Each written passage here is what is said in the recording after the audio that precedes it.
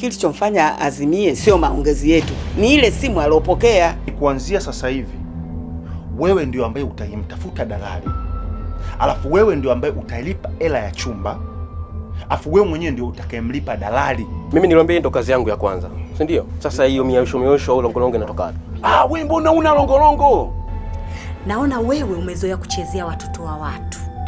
Sasa kama umezoea kuwachezea ni hao, mimi baba siachiki. Upo. Na leo ndio siku yangu ya mwanzo na mwisho kuzungumzia tena hilo swala. Nataka utoe hiyo mimba. Hapana, ni bibi ndo alikuwa anataka kukupa taarifa za mama. Kuna nini? Taarifa gani? Mama yuko hospitali, amelazwa. Amelazwa? Hana anachopoteza kwenye mapenzi.